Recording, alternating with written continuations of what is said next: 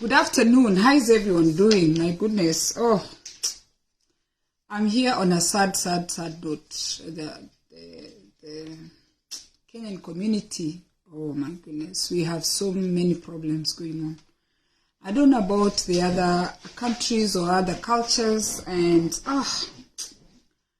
while we are here dancing, while we are here exchanging, while we are texting, my goodness, let me tell you, I want to tell people, I had to stop whatever I'm doing. It's my children's time, but I want to borrow out of my children's time just for a few minutes and tell you guys, depression, alcohol, weed, heroin, loneliness, people are dying. There are so many Kenyans in the past 2 to 3 months that have been found dead alone in their house. They live by themselves. There are so many Kenyans struggling with depression and they don't even know what to do. They're just somewhere. And the next thing you know, they're calling. Somebody has not been seen at work. Somebody has not been seen coming out of the house. I know now we are many. I've lived here for 31 years. I know now we are many in America, Kenyans. But one Kenyan gone because they were lonely. One Kenyan dying because of depression. One Kenyan who just is somewhere and is on cocaine and they don't know what to do. It's too many Kenyans. I just got a call, a young lady, 34 years old. 34. You know, when I was 34, I just don't know. You know, times have changed. Life was exciting. I'm turning 51 in a week's time. Not even a week. Today is the 7th. Yes, 7 days on the 14th. I'm turning 51. Every day, in fact, I talk on Facebook every day. I come here because it's therapeutical for me to argue with you guys. In fact, keep engaging me. Keep arguing. When you argue, I have people to talk to. I talk to you guys. And then when I get off social media, I have children here who are putting me on toes. I have 4 children. Right now, I'm living with 3 here. I have things I'm doing in Kenya. I'm occupied the whole day. I don't even have enough time in my day. And every time I get this call that one more Kenyan is arrested, that is my goodness. I'm a mom of adult children and it's just the worst call that these mothers are getting, these fathers are getting in Kenya, that your children are no more. And even now, a lot of them, or some of them, they don't want to be taken back home. Some have written suicide notes. They want to be cremated. They've put everything down. They just don't want to be in this world anymore. The other big number of people who are depressed and they're just dying is married couples. There are people who are no longer together as a husband and wife, and they're living in separate rooms. The man is abusing alcohol. The woman is abusing alcohol. The man is going, I don't know where he's going. The woman is going where she's going. The children are there. They don't even know what to do. You don't have to live together if you don't like each other. I don't know. That's what I'm thinking. COVID hit 2019. People lost jobs. There are people who can barely buy food now. And I'm one of those people. My husband lost his job 2 years ago. It's going to 2 years.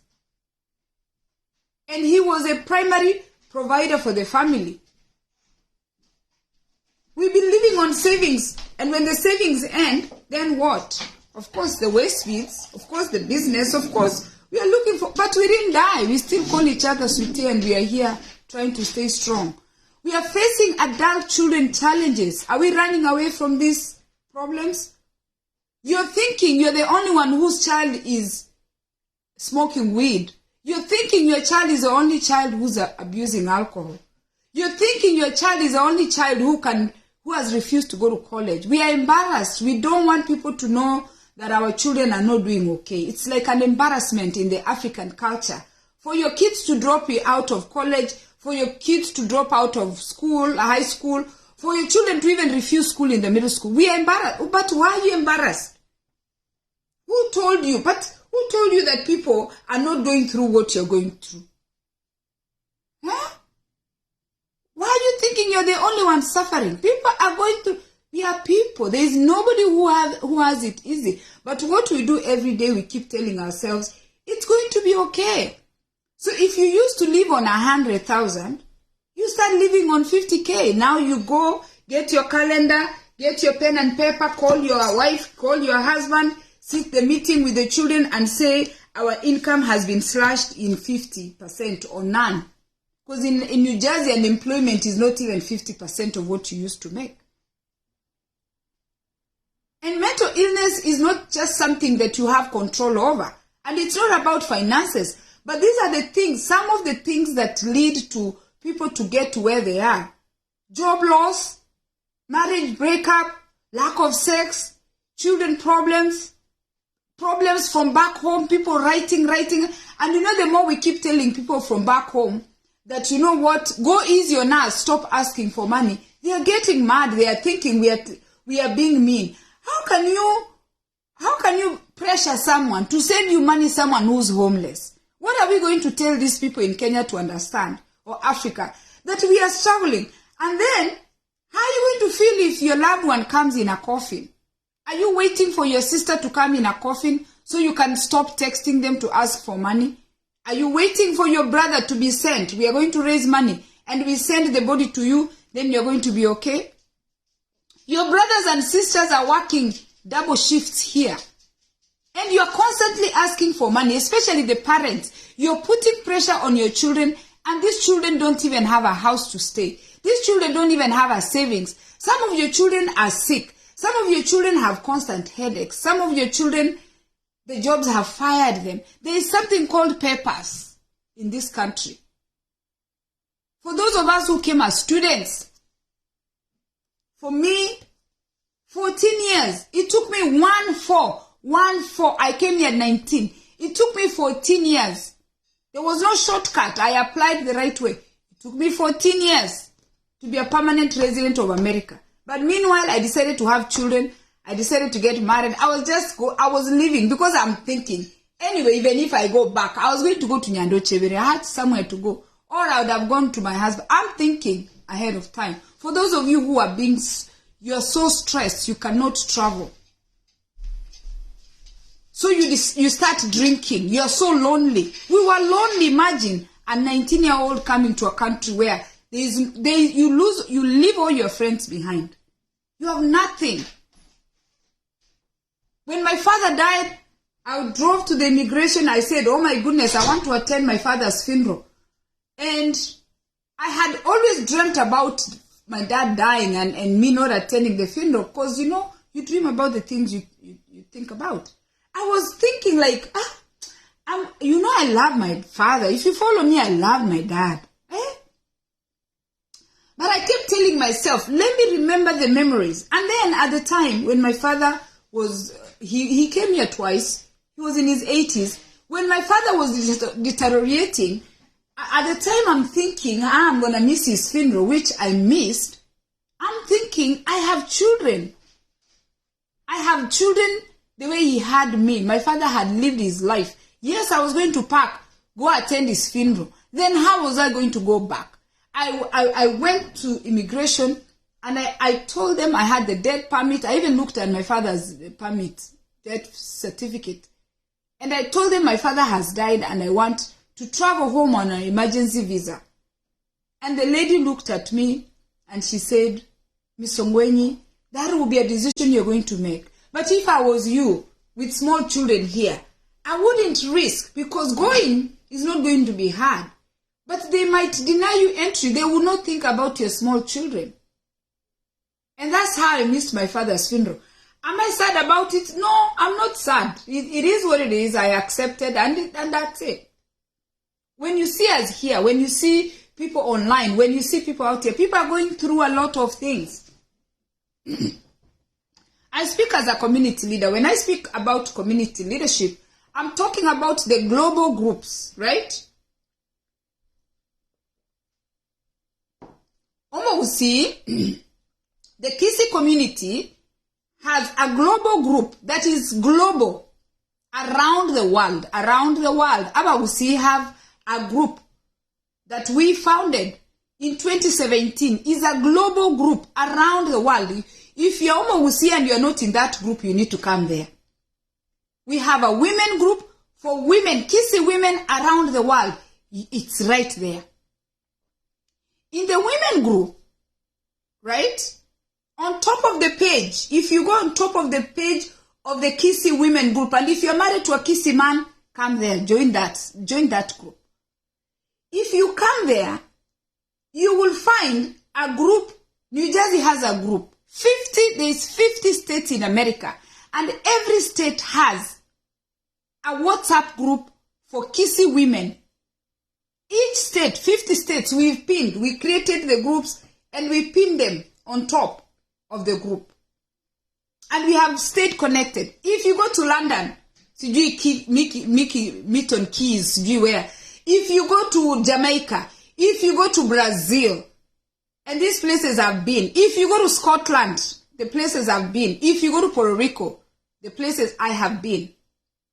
There are Kisi women everywhere. Every country that you step in, Hawaii is a state, you will find a Kisi woman through that group. We are connected through that group.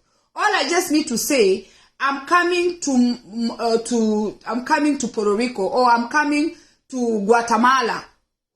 That's all I do up there. Who's in Guatemala? I will find a Kisi woman or man in Guatemala. The last time we went to Jamaica, I went into the group and I asked, is there anybody in Jamaica? We met a Kisi lady that is married, of course, to a Kisi husband. They've been in Jamaica for 30 plus years. Guess what? They came, they met us. Right? You have to stay connected with your community. We don't want you to keep raising money to take dead people back home. There is nobody who's not struggling. And when you see us engaging back and forth, we are keeping ourselves going. Because you know what? We need to talk. We need to know what's going on with people. But some of us are just passionate. I like doing what I'm doing. I like to talk. And in the process, I'm minding my business, which pays me. I'm making waste beats. I use my page. I sit here. In fact, when I finish engaging you, I engage you for a few minutes. My max is 2 hours. After I finish engaging you, I come here and sit here and make waste beats to sell. That's it. But some of you are very lonely. Some of you are abusing alcohol. Some of you are taking cocaine. Some of you are smoking weed because you're lonely. You are not alone. We are here. The Kisi community is connected. And let me tell you guys, I was talking to our son who is in Pennsylvania. He went away to college, right? In Midville, Allegheny University. The first semester was good. He was excited to be away from home. But shortly after that, sadness kicked in.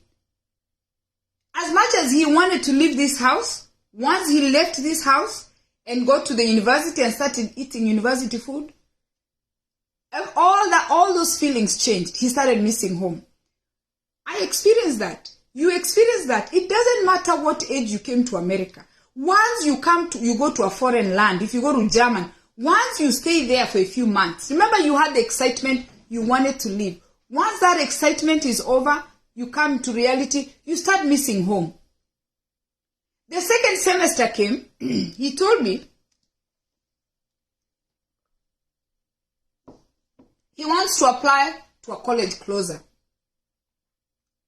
So again, right? You have to listen. I said, let's find a college. We are looking. We started applying. We are looking which college can take him. Because the only thing he didn't like, it is lonely. He's the only black child there. He doesn't see any Africans there. There was a few kids from Ethiopia. He just could not connect. And I kept talking to him. And I said, you know what? That is how we felt. But you know what? We stayed strong. By the time the end of the year was coming to an end, this child was like, I'm not doing this. So at that point, we have to involve the therapist, because now, and you know, a lot of you don't believe in a therapist. Therapists, their job, they've studied the science of the human behavior and the brain. A therapist is a very good person to have for all your children, for you, for your husband. Everybody needs to talk to a therapist. If you have health insurance, call your health insurance, talk to the therapist. So we call, you're like, yeah, let's talk to a therapist, because what is happening in this child's mind is what happened to us. But you know, us who are from the villages will self-treat because we kept remembering, oh, me, I don't want to go pick tea. Oh, me, I don't want to go fetch water. Oh, me, I don't want to go like I can't wear trousers. Oh, that's my mother's voice. All those, my village things, Nyandochevere things. Oh, those things were the therapists. The things that I went through as a child is what kept me in America. Because I kept hearing my father's voice. If you don't go to school, you'll come and pick tea. If you don't go to school, you're going to be, they call them in Kisi. If you don't want to go to school, just be a laborer. If you don't want to go to school, come here and pick tea and grow corn. That's what serves therapy for immigrants. You always have to remember where you came from before you wanted to come to America. But guess what? The loneliness is real. But some of us were lucky. I found a husband at 21. I had a community. I was like there. Although this community, these children that I met, who I married, one of them, they're Nairobi kids. I'm from the village. So once he talked to the therapist, the key things the therapist pointed out, it was what he was used to versus the new environment. And the reason why we picked that university, it's because he got a scholarship. So he really had a choice. He narrowed the choice down. You can come home and then we go get student loans, right? Because we can only pay this since you're on scholarship. Or you can stay through, you just have another 1 year. And the therapist talked to this child. Once he came out of the doctor's office, we sat in the car, and then I started my Nyandochevere stories. I said, let me tell you, my son, you see this life, when we came, we were lonely. Even you wanted to date. You just even want, you know how we used to refuse for boys to kiss us, for boys to touch us. Those touches we used to refuse in the village, now we are missing them. There is nobody to touch you. There is nobody even to look at you. You have an accent. I told my son, I was so lonely. And then when I started going out to the club, we used to have one club up north, I was finding old men with big, big stomach. You know, like they're looking for wives. Me, I don't want to be married. I told him, you know, you're even lucky we are here, you close school and you come. We came and we found men who had lived here for 10, 15 years. Now they had gained weight. You know how here you just gain weight and eat. And they want to marry you. Now me, I'm looking at them. I'm like, me to come and marry. I was very lonely. It was very lonely. I cried a lot. But I kept telling myself, I did not want to go back to my village. Because if I boarded the flight to go back, where I belonged was my home village, to my father. My father was still living. I wrote a letter that I have here. I wrote a letter to my father. First, I thanked him because now I realized he was paying bills. Then, I told him this life is hard. He told me, you have to push it. Nothing comes easy. I always go into my personal space all the time. I spend a lot of time in my personal space. On social media, I bring myself out. It is okay. I don't have a problem to tell you that it was the hardest thing living in America without papers. Living in America without the proper support. You're on a student visa. You have no one to talk to. Now we have social media. My dear Kenyans, I'm asking you, I'm looking at you wherever you are if you get this video. Call somebody. We have the network.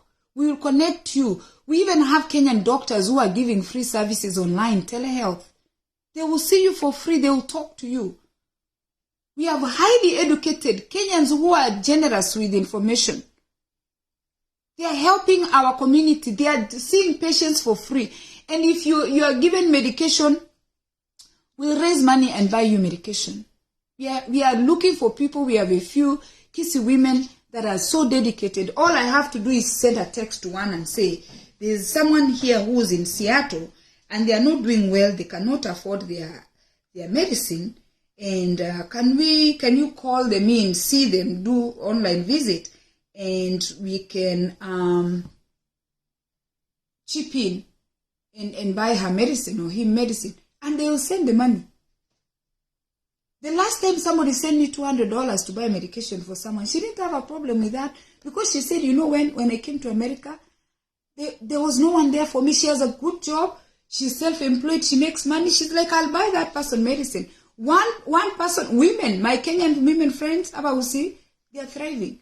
One Kenyan friend or one friend of mine is going to see you because they are licensed to see you. Of course, they are going to see you. They are going to see you for free because they want to talk to you.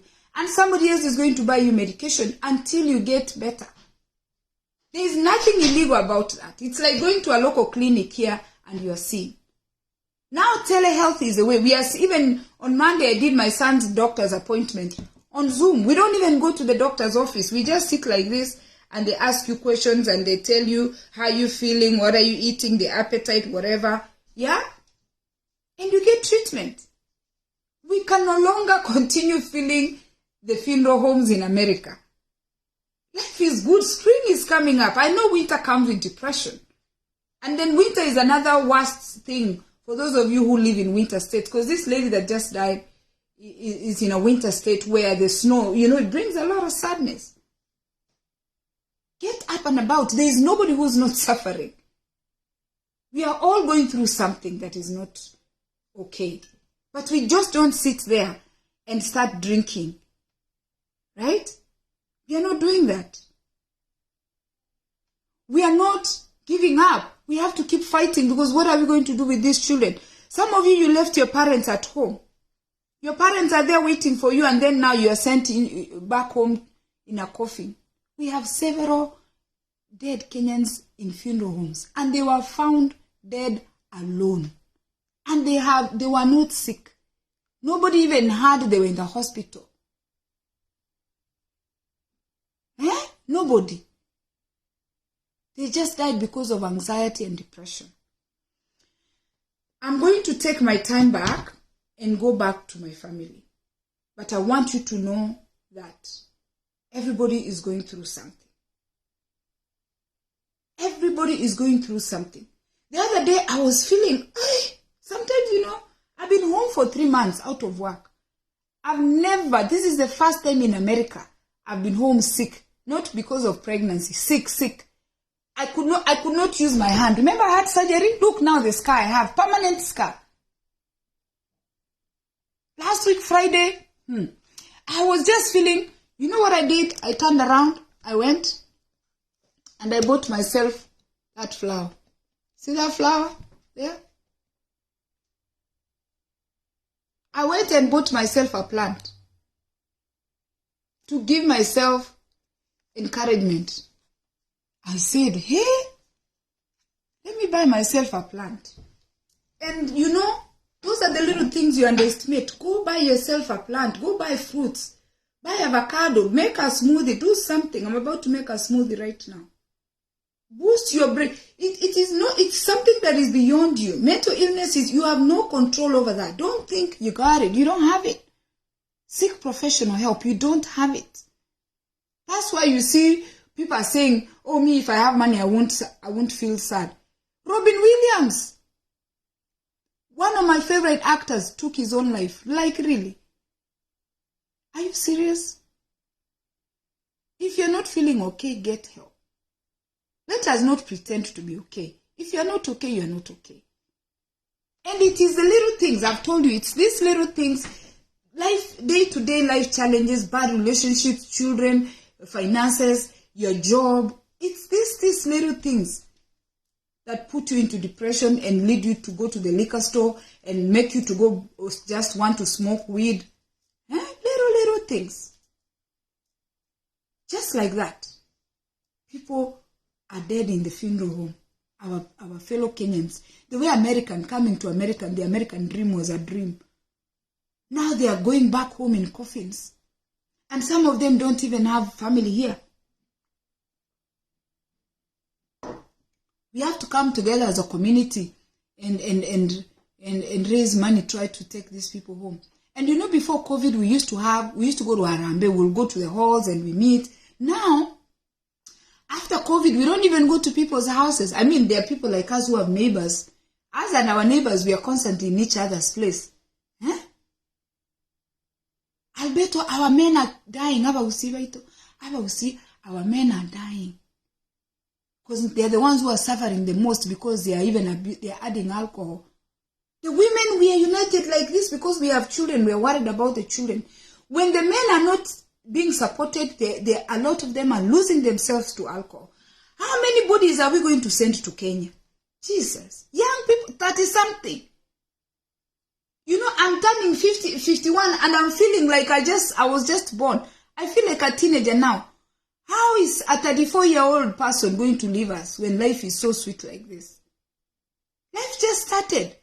Just groom like this dress I'm wearing. I've had this dress, I think, for, I don't know how many years, 5, 6 years. It's still the same. Just wear the same clothes. Try to eat food. If you can't afford food, ask somebody to give you food. There is food. Even we have the food banks. They give free food. Eh?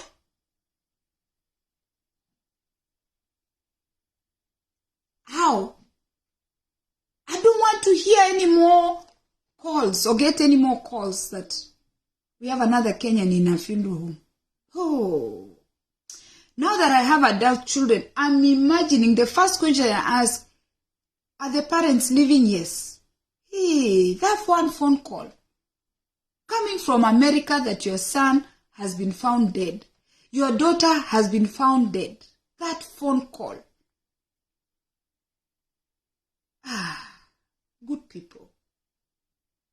Let us tell our family members back home the truth. If you're not okay, tell your parents you're not okay.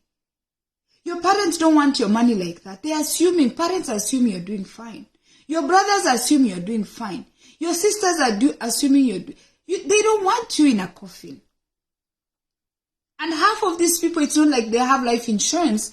After they die, the insurance can kick in and you get money. No. If you don't have a job, you are not paying for life insurance. If you are abusing alcohol, you don't even have a job. These people are homeless. And we keep putting so much pressure from Kenya or from Africa on these people. People are working double shifts. I spoke to another lady yesterday. I don't even know how people can pull 16 hours. I'm 50-something. I cannot pull 16 hours. And they're pulling 16 hours in a nursing home, in a hospital, in a warehouse. People are working 16 hours. My brothers and sisters, get some rest. Take care of yourself. Get checked. Go for your physical. Slow down. That little money that you're sending money, Kenya, is not going to bring you from the funeral home. When you die, you're going to die. They will just cry. And they will cry for a long time because you're the one who's been sending money. And you have children. Some of you have children. You're here working, sending money home. And you're leaving your children behind without anything because you overworked. You're drinking too much. And now I see adults, grown Kenyans, smoking weed with their children, like in the house. They're eating gummies. I was in a function and this one family is very happy. The mother, the boyfriend, the children, everybody is smoking weed. And I'm thinking, hey, even if it means to what is the right word? Being modern parents. How does a mother smoke weed with her son?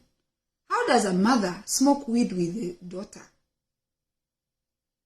Mom is getting drunk, dad is getting drunk, the children are getting drunk. I don't care what anybody says. I don't care how modern you are. There is nothing ever that will come out from a drunk father, a drunk mother, a drunk daughter, and a drunk son, and a drunk boyfriend, and a drunk girlfriend. Don't lie to anybody that substance is going to help you be a beautiful family. There is no beauty there. I don't care whether you are African, you're American, it does not matter. Mental health is a big thing that needs to be addressed. Our children are struggling because when they look at the parents, the parents don't know what to do with them. Parents are confused, children are confused. Our Kenyan children, our Kenyan friends and family, we are losing you to substance. How many of you are we going to put in the funeral home and raise money on a WhatsApp group and send you home? Let me get back to my children. And I'm speaking with a lot of pain. Because you know what? Even when my son came to tell me how lonely he was, I can understand. Because some go to California, some of your children are in different states, they get lonely. Your children don't know what they have until they leave their house. You don't know how Kenya is good until you leave Kenya. You don't know how Nigeria is good until you leave Nigeria. You come here and you neglect yourself. Then now we're going to raise money and send your dead body back home in a coffin at the airport. I did that 2012. 2012. May 14th of 2012. My brother died. After he had lived here from 1978. 2012 and 1978. If I can tell you how many years those are, you will see why I feel the pain that I feel. Right? Right? He was here 34 years. When the hospital called me to ask me, hello, are you Miss Penny Ongweni? I said yes. Oh, we are calling to let you know that your brother passed away and you're the next of kin and would like to know where you want us to take the body. Hey, Father God, I was seated there. I was seated and my heart sank. I felt like I could not breathe. My brother was no more. My brother was gone. I had tried to help my brother. I had done everything. And his friends, he had a group of friends who are still in that alcohol. Which funeral home would you like us to use? Given I'm in the community, I knew the funeral home that I wanted to use. But I knew when his mother, we shared a father, we didn't share a mother. When his mother was going to receive that phone call, I was going to make that call to let my family know that my brother was no more. After staying in America for 34 years, not going back. I made that call. This is why this is so personal to me. I was so depressed for a whole month because I didn't know how I was going to take him home. It took me a whole month to get the paperwork from the embassy, to get the things ready. I just could not function. I took time off. Can you imagine that call? And then fast forward, can you imagine my family, the Ongweni family members? I just had a baby. I could not travel. My other brother here his wife had to travel to take my brother home. Can you imagine my family that received my brother? I shed tears again. Can you imagine? Can you imagine the people that came to the airport to see my brother who had left Kenya in 1978 and was being brought back in a coffin? Can you imagine the pain the mother went through to just see her son laying down there still? I'm very passionate about alcoholism. I'm very passionate about mental health. I'm very passionate about drug abuse because I've seen what it can do firsthand. I'm normally a very strong person, but every time I receive these phone calls, people asking, Penny, we need to create a group. We have to help this family send their body back home. Some of these people don't have a sister. They don't have a brother. They are here by themselves. They are here alone.